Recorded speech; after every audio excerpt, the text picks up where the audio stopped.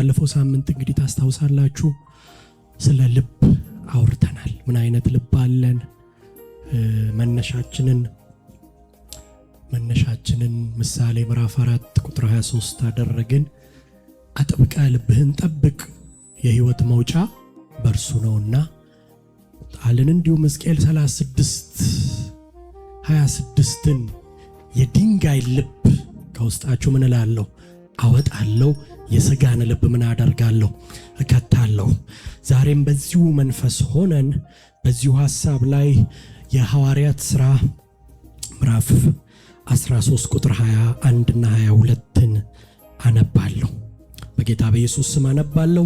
እርሱም ከሻረው በኋላ ዳዊትን በእርሱ ላይ እንዲነግስ አስነሳው። እንግዲህ እርሱን ከሻረው በኋላ የሚለው ከቁጥር 21 ጀምሮና አንብበው እንዲገባን። ከዚያም ወዲያ ንጉሥ ያነግስላቸው ዘንድ ለመኑ። እግዚአብሔርም ከብንያም ወገን የሚሆን ሰው የቂስን ልጅ ሳኦልን 40 ዓመት ሰጣቸው። እርሱንም ከሻረው በኋላ ዳዊትን በእነርሱ ላይ እንዲነግስ አስነሳው ይልና ሲመሰክርለትም ይላል እንደ ልቤ የሆነ ሰው ፈቃዴን ሁሉ የሚያደርግ የእሴይን ልጅ ዳዊትን አገኘሁ አለ። ኢየሱስ ጌታ ነው። እንደምን የሆነ እንደ ልቤ የሆነ ፈቃዴን ደግሞ ምን የሚል የሚያደርግ። ለካ እንደ ልብ መሆን የሚባል ነገር አለ። የእግዚአብሔርን ፈቃድ ማድረግ የሚባል ነገር አለ። እንግዲህ ባለፈው ስንነጋገር ካስታውሳችሁ የድንጋይ ልብ ማለት የማይራራ ምንም የማይሰማው የሰው መሞት የእግዚአብሔር ቃል የእግዚአብሔር ድምፅ ሴንስ የማያደርግ ድንጋይ የሆነ ሪአክቲቭ ያልሆነ ሪስፖንድ የማያደርግ የሥጋ ልብ ደግሞ የሚለውን አይተናል። ባሳር የሚል የሂብሩ ወርድ ነው የሚጠቀመው። ሴንስ የሚያደርግ ርህራሄ ያለው የእግዚአብሔርን ቃል ሲሰማ የሚንቀጠቀጥ በእግዚአብሔር ቃል ፍቅር የሚወድቅ ብለናል። እና ዛሬ ዳዊትን ቆም አርገነው ከእግዚአብሔር ቃል አንጻር ነው። እግዚአብሔር ዳዊትን እንደ ልቤ አለው። በጣም አስደናቂ ነው። እንኳን እግዚአብሔር እንኳን አምላክ ሰውን እንደ ልቤ ሲል አይደለም ሰውን እንደ ልቤ ሲል በጣም ያስደስታል። የሚገርም ዋነስ ታይቷል ማለት ነው። የሚገርም መቀባበል ታይቷል ማለት ነው። የሚገርም የሶልና የልብ ትራንዛክሽን ተገናኝቷል ማለት ነው። እኔም ማስበው ነው የሚያስበው። ምን እንደሚል ታውቃላችሁ? እንግሊዘኛው a man after my own heart, a man after my own heart ከኔ ልብ ቀጥሎ የሚገኝ ልቤን ምቴን የሚመልሶ የሚደግም እንደማለት ነው። a man after my own heart። ዳዊት እንደዛ ተብሏል። ዛሬ በኢየሱስ ስም እንደዛ እንድንባል ጌታ ይርዳል። እግዚአብሔር እንደ ልብ የሚላችሁ ናችሁ። በየቤቱ ሲገባ በእውነት ልባችሁ ሲፈተሽ እንደየልብ የምትባሉ ምን አይነት ነው እንደ ልብ የሚባል ሰው? ምን አይነት ልብ ቢኖረው ነው ዳዊት? ምን አይነት ላይፍ ቢኖረው ነው ዳዊት? ዳዊት እኮ እንደ ልብ የሚያስብል ካራክተር፣ እንደ ልብ የሚያስብል ስራ የለውም። ዳዊት አለው እንዴ? ዳዊት እንደ ልብ የሚያስብል ነገር የለውም። እንደ ልብ የሚያስብል ማንነት የለውም። ያዕቆቤ በትርጉም አግዘኝ ወንድማችን ለፓስተር ትራንስሌት ያረክለት። ፍጹም አለመበደሉ አይደለም እኮ ዳዊትን እንደ ልብ ያስባለው፣ ንጹህ አለመሆኑ ይሄ በጣም ፐርፌክት መሆኑ አይደለም እግዚአብሔር ዳዊትን አይቶ እንደ ልብ ያስባለው። ጉድ የሚያስብል ገለጥ ሲደረግ የዳዊት ብዙ ታሪክ አለ የሚመዘዝ በሕግ ብንከፋፍለው የሕጉ አይነት ብዙ መዝገብ የሚያስከፍትበት አይነት ህይወት ያለው ሰው ነው ዳዊት። ከሚስቱ ውጪ የሚያመነዝር በዝሙት የሚወድቅ ነው ዳዊት። እሱ ይገርማል እንዴ! ሰው በመግደል ወንጀል በጣም በተቀነባበረ መልኩ እጁ በደም የተጨማለቀ አይነት ሰው ነው ዳዊት። እግዚአብሔር ግን እንደ ልቤ አለው። በበደለ ጊዜ ኮሄረንት ሃርት ነው ያለው።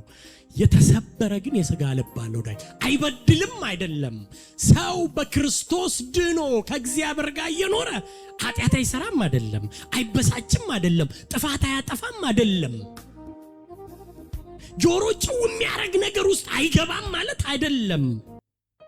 ነገር ግን ነገሩ ሲገባ ምን አለው? የተሰበረ የምን ልብ? እስኪ የሥጋ ልብ በሉ። የሥጋ ልብ አለው። ዳዊትን እንደ ልብ ያስባለውን 3 ነገር ላንሳ። ከዛ ዛሬ እጸልያለሁ በእውነት ዳዊት ናቹራሊ የሚገርመው እግዚአብሔር የሚወደው ልቡ የኃጢአት መሸፈኛ ድራማ አይሰራም። ዳዊት ኃጢአት ሰርቶ ቲያትረኛ አይደለም። ዳዊት በጣም ጻድቅ አይጫወትም። ዳዊት በድሎ እንደ ኖርማል አይንቀሳቀስም። ዳዊት እኔ ንጉሥ ስለሆንኩ እኔ የሆነ ነገር ስላለኝ ብሎ መሸፈኛ ያደረገውም ኃጢአቱን። ዳዊት እውነተኛ ንስሐ ይገባል። እግዚአብሔር ዳዊትን እንደ ልቤ ያለበት ምክንያት ይሄ ነው። እውነተኛ ንስሐ ይገባል።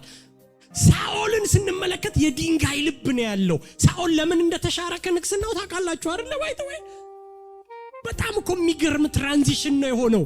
ከድንጋይ ልብ ወደ ሥጋ ልብ ነው እግዚአብሔር ንግስናውን ያሻገረው። ሳኦል በበደለ ጊዜ ትልቁ ጭንቀቱ የድንጋይ ልብ ካራክተር ነው። ሰው ምን ይለኛል? ህዝቡ ምን ያደርገኛል? ስሜ ይጠፋል፣ ስሜ ይበላሻል የሚል ነው። እና ለዚህ ነው በበደለ ጊዜ እግዚአብሔር መበደሉን ሲገልጥበት ሳሙኤል ፊት ቆሞ አይደለ ሲነግረው እንደዚህ አለ። በድያለሁ እውነት ነው አለው፣ ግን በህዝቡ ፊት ክብሩ እንዳይጎድል ብሎ በደልኩ፣ አሁንም በህዝቤ ሽማግሌዎች ፊት ግን አክብረኝ አለው። አንደኛ ሳሙኤል ምዕራፍ 15 ቁጥር 30 ላይ በድያለሁ አድርጌዋለሁ፣ ግን ህዝቤ ሽማግሌዎች ፊት ግን አታዋርደኝ፣ ንጉሥ ነኝ፣ ክብሬን ጠብቅልኝ አለው። ለስሙ ይጠነቀቃል። በድሎ ክብሩ እንዲነካ አልፈለገም። የድንጋይ ልብ ነው። እግዚአብሔር ሳኦልን የናቀው ለዛ ነው። ብዙዎቻችሁ ይሄን አይነት ልብ ለማንጸባረቅ ንጉሥ መሆን አይጠበቅባችሁም። በየቤታችሁ ግቡ። በታላላቆቻችሁ በታናናሾቻችሁ ፊት ያላችሁ ልብ ምንድን ነው? በባሎቻችሁ በሚስቶቻችሁ መካከል ያለው ልብ ምን አይነት ነው? ክብራችሁን ፕሮቴክት ለማድረግ ነው የምትሮጡት ወይስ እንደ ዳዊት የድንጋይ ልብ ነው? ውጫዊ ነው የድንጋይ ልብ፣ ሃይማኖተኛ ነው ነው፣ ኩራት አለው፣ ፕራይድ አለው። ፕሮቴክት ማድረግ የሚፈልገው ከንግግሩ ላይ ያለው ነው፣ ውስጡን አይደለም። ዳዊት ግን የሥጋ ልብ ነው ያለው። ዳዊት ግን በጣም ይገርማል። ነብዩ ዮናታን መጥቶ በምሳሌ አድርጎ በበጎች አድርጎ ነገሩን ነገረው። ዳዊት እንዲህ አለ፣ ይሄ ሰው ፍርድ ይገባዋል አለ። ሞት ነው ያውም የሚገባው ሲለው ያ ሰው አንተ ነህ አለው። ዳዊት ሪስፖንድ አረገ። ኢሚዲየትሊ በደሩ ተደፍቶ በደረቱ ተኝቶ እንዲህ አለ፣ እግዚአብሔርን ምን ብያለሁ? በድያለሁ። ዛሬ ስንቶቻችሁ ናችሁ የሆነ ነገር ይዛችሁ ተኝታችሁ የምታድሩት የሚነጋው የሚመሽላችሁ? በእውነት በጌታ ፊት ሮብለት ነው እኔ መንፈስ ቅዱስ በደንብ ተናግሮኝ እኔ ነኝ ፍቀዱልኝ አልኩ። እኔ ነኝ ቅዳሜ ማገልገል ያለብኝ አልኩ። አልተከራከረም ዳዊት። ለበደሉ ምክንያት አልደረደረም፣ ፕሩፍ አላረገም። በድያለሁ ግን የበደልኩበት ቁጥር 1 ቁጥር 2 ቁጥር 3 የደከምኩበት ምክንያት ቁጥር ሚስቴ እንዲህ ስለሆነች እሷ ደግሞ እንዲህ ስለሆነች ምናምን ሳይተሸንፌ ሰውነቴ ምናምን ድካ አላለም። ኢሚዲየትሊ ወዲያው ተደፍቶ እንዲህ አለ፣ እግዚአብሔርን በደልኩ። ሁለተኛ ሳሙኤል ምዕራፍ 12 ቁጥር 13 ላይ ሄዳችሁ እግዚአብሔር ያኛውስ በሽማግሌዎች ፊት አክብረኝ፣ በድያለሁ ግን ፕሮቴክት አድርገኛለሁ። እና እግዚአብሔር እንዲህ አይነቱን ልብ ነው።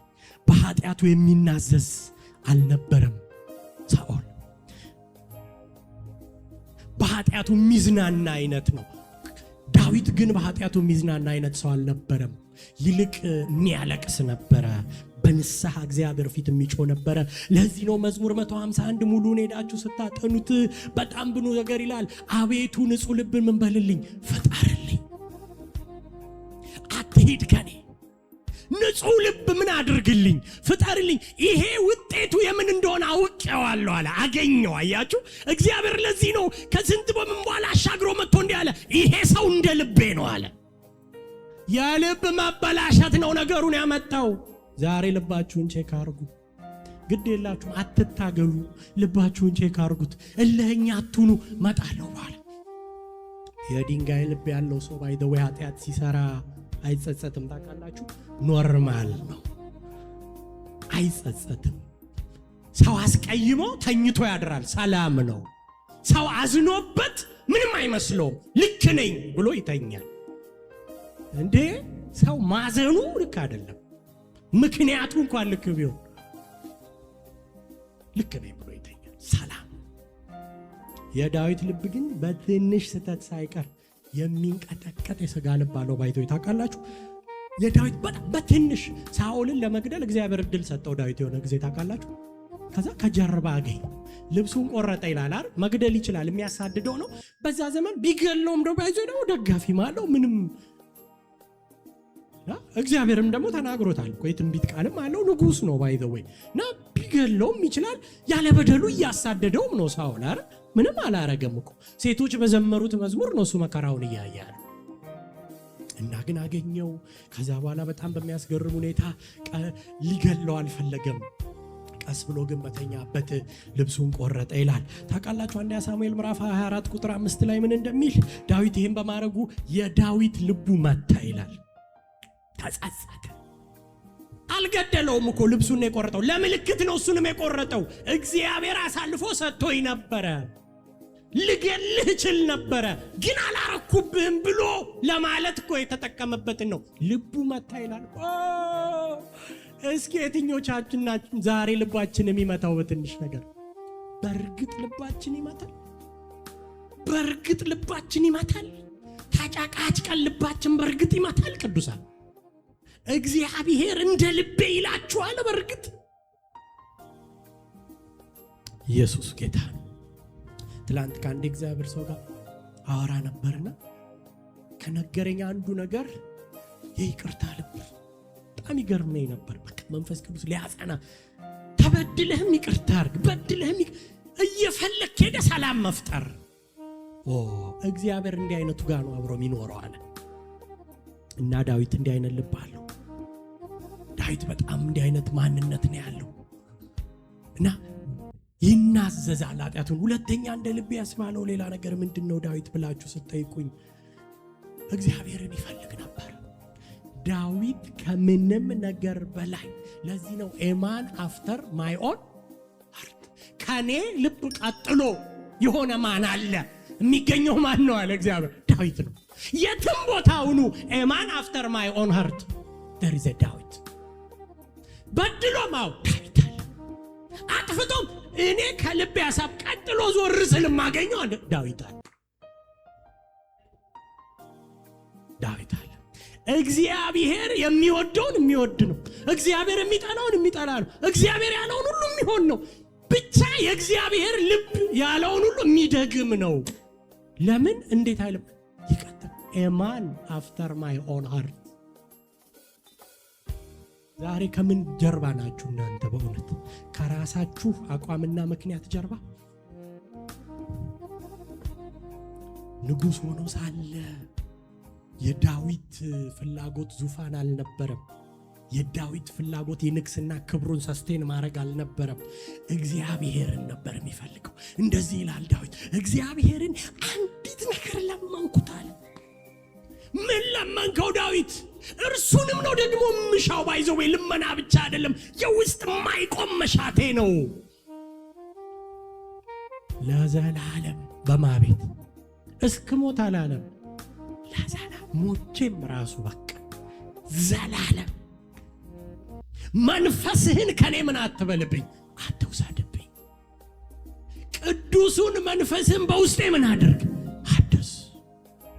የዳዊት አብዛኛው ጸሎቱና ጩኸቱ ይሄ ነው።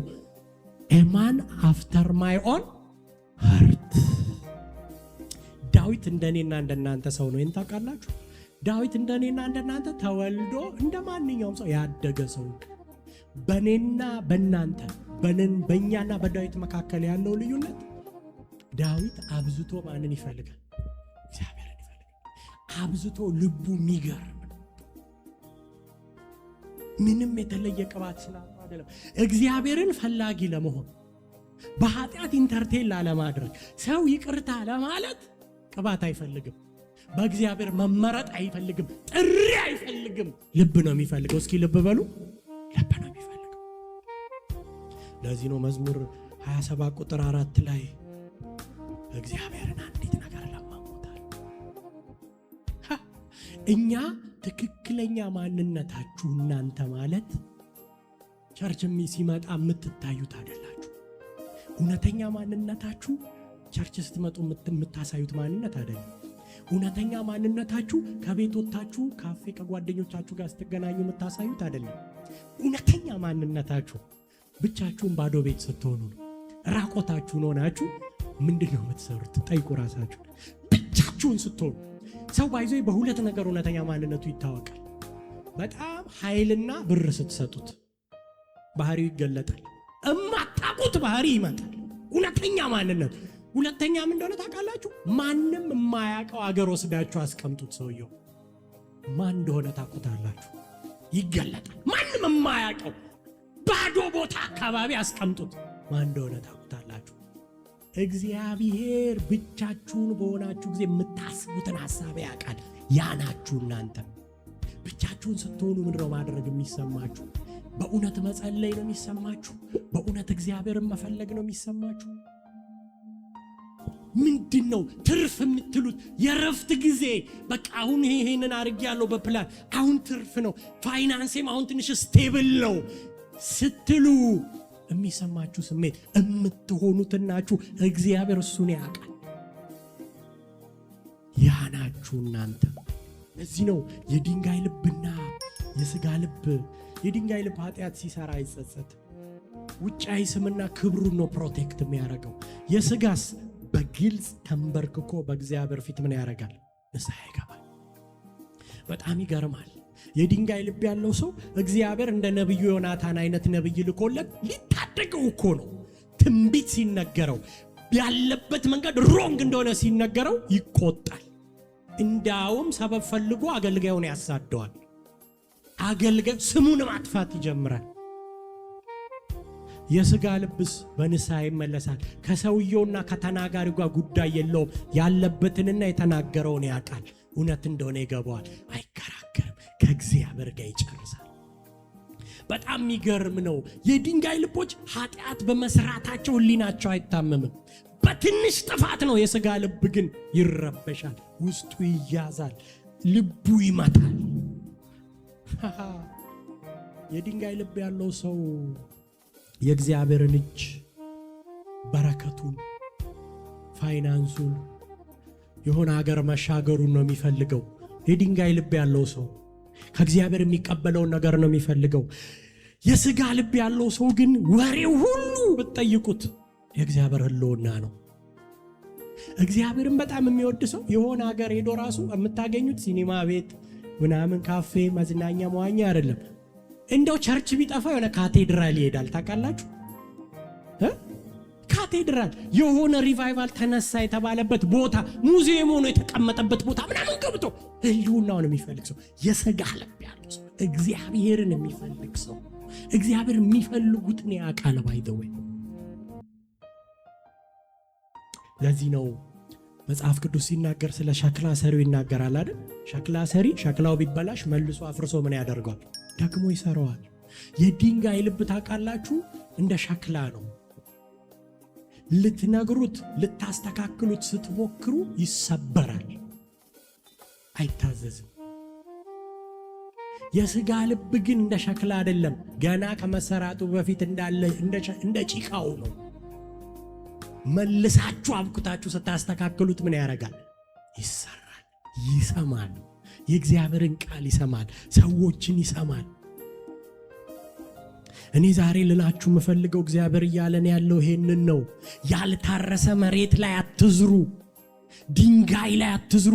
ማቴዎስ ምዕራፍ 13 ኢየሱስ ራሱ ተናገረ አይደል? በድንጋይ ላይ የሚዘራ ሰው ይዘራል አለ። ዘሩ ችግር የለውም። ቸርች ይመላለሳሉ፣ ያመልካሉ፣ ይዘምራሉ፣ ይኖራሉ። ግን ድንጋይ ነው ልባቸው።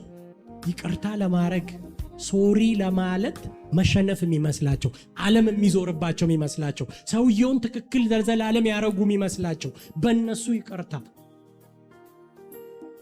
ድንጋይ ላይ ነው፣ አይበቅልም። መጥቶ አሞራ ይወስደዋል። ያንን መጥቶ የሆነን ወፍ ምናምን በልቶት ይሄዳል። ድንጋይ ነው አለ። ዘር ሲዘራው ስትጸልዩ ትንቢት ሲመጣ በእግዚአብሔር ቤት ኮስት የምታረጉት ነገር ሁሉ በተዘጋጀ መሬት ላይ ዝሩት፣ ለም በሆነ መሬት ላይ ዝሩት እና እንዴት ይሆናል? የሥጋ ነው እሷው 30 60 70 100 ያፈራል። አለማፍራት አይችልም፣ እያፈራል። ኢየሱስ ጌታ ነው። እስኪ አሜን በሉ። የሥጋ ልብ እግዚአብሔር የሚፈልገው ልብ ነው። ይህን ተናግሬ እንድንጸልይ ይፈልጋለሁ። ኢዮብ ምዕራፍ 2 ቁጥር 13 ኢዩኤል ምዕራፍ 2 ቁጥር 13 ከቁጥር 12 ጀምሬ ላንብበው። አሁንስ ይላል እግዚአብሔር፣ በጣም አዳምጡ፣ በፍጹም ልባችሁ በጾምም በለቅሶና በዋይታ ወደ እኔ ተመለሱ። ወደ ምን ተመለሱ? የመመለስ ጥሪ ያደረገ ነው። ቀጥሎ ግን እንዴት መመለስ እንዳለባቸው ደግሞ ያወራል።